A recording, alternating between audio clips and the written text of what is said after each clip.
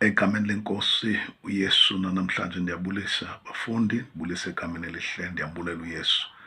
Gcinile namhlanje sizawuqhubeka ngesifundo sobugosa endlini kaThixo. Ndiyacela siphinde sithandaze. Bawethu oyingcwele, siyabulela Nkosi ngeli xesha kuva bawo namandla onke futhi imfundiso zezwi lakho. Thixo wethu oyingcwele, qhubekeka bawo, nceda impilo yethu egameni likaYesu, nabafundi besaphulaphula ezimfundiso, qhubekeke bawo, sincede egameni lenkosi Yesu Kristu. Ndiyathandaza, amen. Mfundi, ngeli xesha mandiphinde nditsho ndithi khona izinto ezibalulekileyo endlini kaThixo ekumele ukuba singabe bafundi bakaYesu Kristu. Kakhulu indaba yoba ngumfundi kaYesu Kristu eyona nto endicinga uba ngaske ibaluleke uba sifundisa abafundi bakaYesu Kristu, i-disciples zikaYesu. Izinto ke kumele sithethe ngazo apha zizinto uYesu awazifundisayo. Enye leya yobugosa, mfundi, le yobugosa, ilizwi lenkosi liyathetha ngobugosa kakhulu and linesandla esiqinileyo xa lifikelela ebugoseni ilizwi likaThixo, ngoba ubugosa sibunikwe nguThixo. Lithi izwi likaThixo kwincwadi yeNdumiso chapter 24, lelikaYehova ihlabathi nenzaliseko yalo, elimiweyo nabo bonke abantu abahleli kulo, nento zonke ezikulo zezikaYehova. Loo nto ithetha ukuba yonke into ekaThixo, nale nto ndizawufundisa ngayo namhlanje, ubugosa, nayo yinto evela kuThixo, ngoba ilindeleke kubantu uThixo ababeke emhlabeni. Umxholo wesifundo, mfundi, umxholo wesifundi, onke amakholwa kulindeleke ukuba abe ngamagosa athembekileyo ekulawuleni oko athi kokwawo. Ibambe mfundi le ndawo endiyifundileyo uba ezinto nawe uthi xa uthetha uthi zezakho. Uliyakuvumela elizwi ndisandulifunda, mfundi, emxholweni lithi onke amakholwa kulindeleke ukuba abe ngamagosa athembekileyo ekulawuleni oko athi kokwawo. Ndiyathanda mfundi ukuthi la mazwi waqaphele kakhulu, anento angayifaka kuwe mhlawumbi ibe negative endaweni yoba ibe positive. Kodwa ndifundisa namhlanje ukuthi emfundisweni namhlanje ube positive elizwini likaThixo, nakuyo yonke into uThixo asiyalela ukuthi siyenze. Amazwi alapha athi le ndlela yokubona izinto idinga intshintsheko entliziyweni. Le ndlela yokubona izinto idinga intshintsheko entliziyweni. Uyakhumbula mfundi, kwizifundo ezidlulileyo sithethe kakhulu ngentshintsheko yomntu, nokuba xa sigxinisa ekuthetheni ngentshintsheko yomntu, ndiqinisekile mfundi, nawe utshintshile kule ndawo ukuyo. uYesu ukuncedile, utshintshile ngoba ungumntwana kaThixo. Sitshilo kaloku ezazifundi zokuqala zesiseko, engakumbi esi sithi ukuqiniseka ngokusindiswa kwakho, i-assurance of salvation. Sifundisile kakhulu ukuba yintoni ukusindiswa, yintoni ukusindiswa. Ngoku kuthethwa ngentshintsheko apha, ngoba ndifundisa abantu abatshintshekileyo. Ndiyakhumbula phaa ezifundweni esizifundileyo likhona ilizwi elinamandla kakhulu elikwincwadi yesibini ye-Corinthians chapter 5 verse 17, elithi ukuba umntu ukuKristu usisidalwa esitsha, izinto ezindala zidlule kuye, bonani ke zisuke zabantsha izinto zakhe. Kuba usisidalwa esitsha, lento le ndlela yokubona izinto idinga intshintsheko enhlizweni, idinga intshintsheko enhlizweni. Ukunikela sisigqibo sokululamela ubukhosi bukaYesu. Ukunikela sisigqibo sokululamela ubukhosi bukaYesu. Unikela ke mfundi, beke ndathetha ngako apha kwisifundo xa bendiqala. Nawukhumbula mfundi, nditshilo ndathi sisifundo esi sesithandathu kwingqeqesho zeziseko zobuKristu. Sisebugoseni ngoku, inkonzo yokunikela. Ithi apha, ukunikela sisigqibo sokululamela ubukhosi bukaYesu. Ukunikela sisigqibo sokululamela ubukhosi bukaYesu. Loo nto ithetha ukuthi uba uYesu eyinkosi ebomini bakho, umlulamela, le nto yokunikela isesigqibeni sokwenza loo nto yokululamela uYesu Kristu empilweni yakho, ubukhosi bakhe. Esiza xa sinikela ulawulo lwezinto esicinga ukuba zezethu kuye. Oh my God, sinikela izinto esicinga uba zezethu kuye. Libambe mfundi, zinzulu izinto ezifundiswa yiBhayibhile, nabantu abacaphula eBhayibhileni benze isifundo. Esi sifundo sisenzayo apha sisifundo sethu esenkonzo jikelele. Sifundisa ezimfundiso kwinkonzo yethu jikelele ukuze abantu bazi okokuqala ukuba xa umntu ezinikele kuYesu, zintoni izinto ezilindelekileyo kuye. Ithi ke xa enikela or xa sinikela ulawulo lwezinto esicinga ukuba zezethu kuye. La mazwi ayayichukumisa kakhulu impilo yam. Zizinto esicinga uba zezethu ezi. Le ngcinga yokuba izinto zezakho, nabani na mfundi iyamfikela, kodwa ngenxa yokululamela ubukhosi bukaYesu kube sekufika ingcinga ethi ezi zinto ndicinga uba zezam ndizinikela kuye kuba zezakhe. Ndizinikela kuye ukuba zezakhe. Phulaphula mfundi, uphulaphule kakuhle uba apha sisebenzisa amazwi ekudinga uba xa ulandela esi sifundo nawe usebenzise yakho ingcinga, njengoba ucinga ungumntu, ukuthi iyamfikela ingcinga umntu, enye ibe mbingcinga. Kodwa xa ungumntwana kaThixo kudingeka ukuba usoloko ucinga izinto ezilungileyo, usoloko ucinga into ezilungileyo. Sicinga uba zezethu ezi zinto sizokuzinikela kuye, sicinga uba zezethu. Mfundi, ukuzinikela okanye ukunikela kubonakalisa umbulelo wethu ngento uYesu asenzele yona,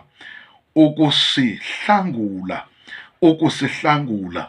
Sihlangulwe mfundi, ngumbulelo lo. Nkosi yam, ikhona i-chorus noba ingoma ethi ndingasa ntoni kuye efanele ukumbonga yena.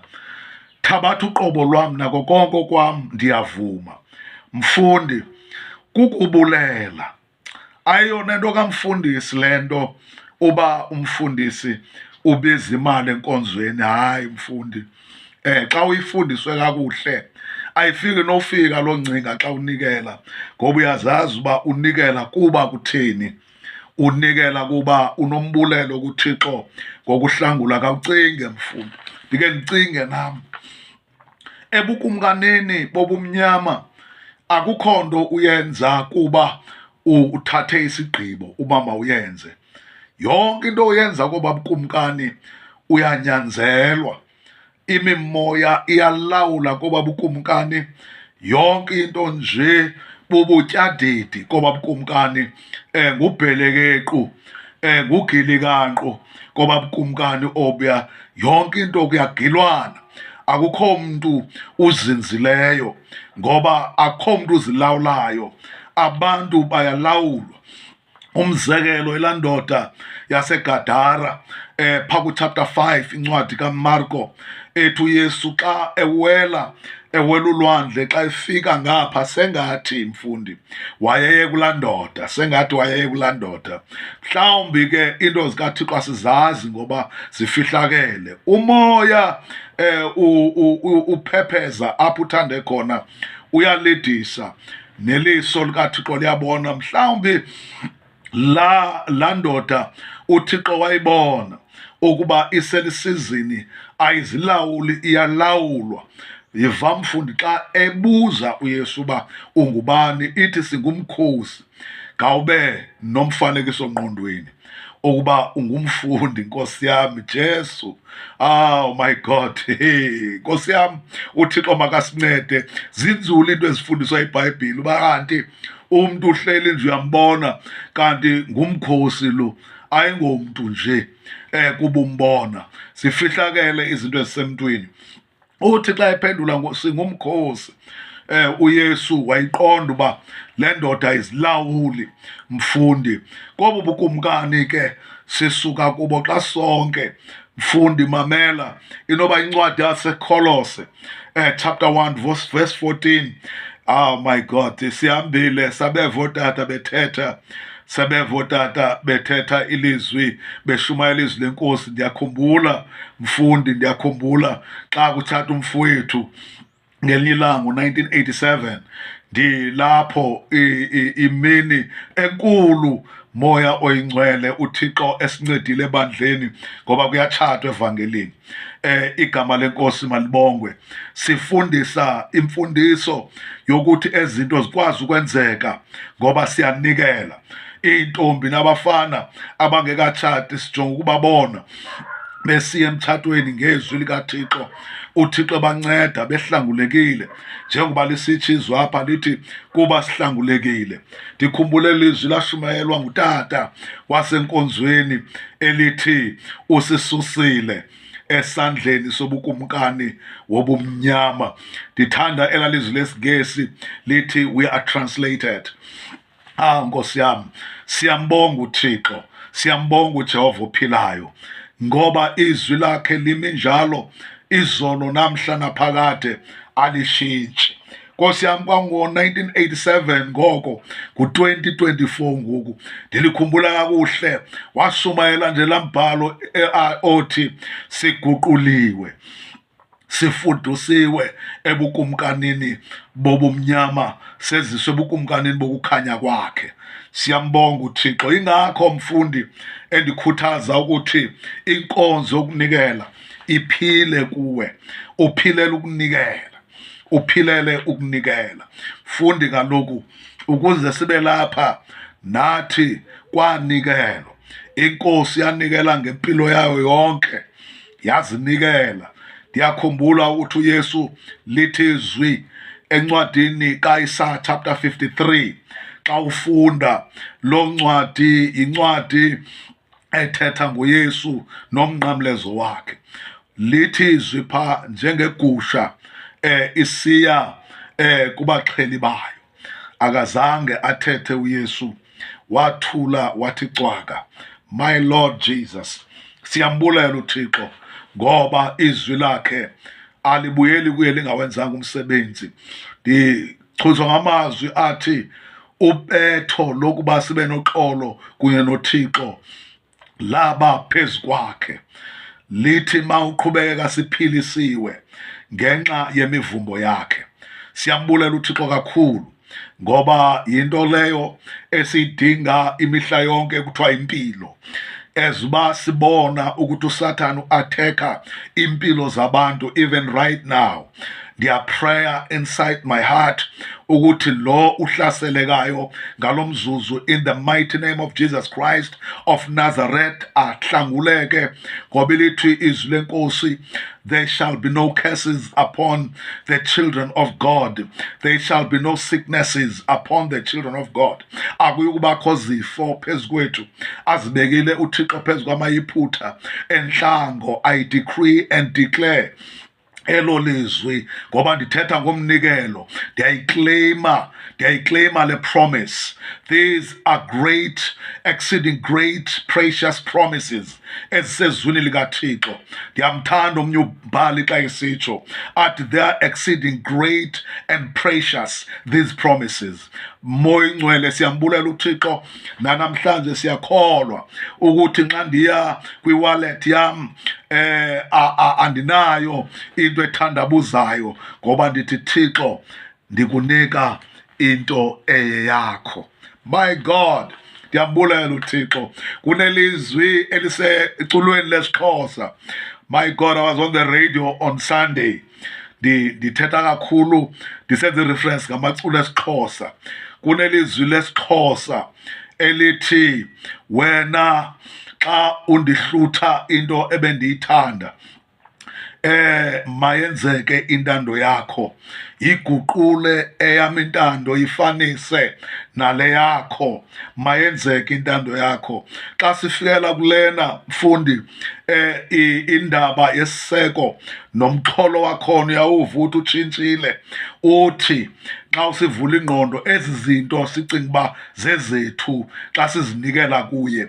It means even attitude yakho xa unikela mayingathi yeyam le nto ndiyinikelayo, mayithi ibe yakho Thixo. Xa ndikweni undihluthe into ebendiyithanda, mayenzeke intando yakho. Ndiyakholwa mfundi ukuthi namhlanje usikelelekile, uThixo esakunceda elizwini likaThixo useva kuthethwa ngomnikelo. Asilifunde izwi elikwincwadi kaMatthew xa sisiya ekuvaleni. Namhlanje sizawubuya siqhubeke nesifundo igosa, stewardship. Igosa, umuntu oligosa uyayazi uba ezi zinto ayizo zakhe. Singabona nalapha kwezi shopping malls esikuzo i-security guards azi-own istora kodwa zistewarte impahla zestora okanye zingamagosa empahla zezitores eziqeshwe kuzo. Matthew chapter 6 verse 24 isifundisa kakhulu le ndima yokuthi singamagosa kaThixo. We are the stewards of God. Singamagosa kaThixo, siyawuhlala singawo. I'm so glad ukuthi mna lo thethayo I'm one of them. Ndinguye oligosa elithembekileyo kuThixo, especially ezimalini, because siyathembeka kuzo zonke izinto kodwa emalini sifelwa kungathembeki. Chapter 6 verse 24 Matthew, amazwi afunda ngolhlobo, inkosi ezimbini ukukhalela ubomi. Nkosi yami, inkosi ezimbini ukukhalela ubomi. Ngenxa yoba imali kakhulu isebenza ebomini bethu ngendlela engumangaliso, yiyo loo nto sikwazi nokukhalela ubomi xa kudibanisa kunye nayo.